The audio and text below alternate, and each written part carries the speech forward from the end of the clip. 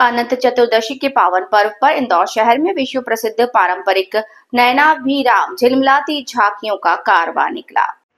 इंदौर के साथ आसपास के सभी शहरों से लाखों की तादाद में लोगों ने झांकियों में व्यायामशालाओं के अखाड़ों को अपनी आंखों से निहारा।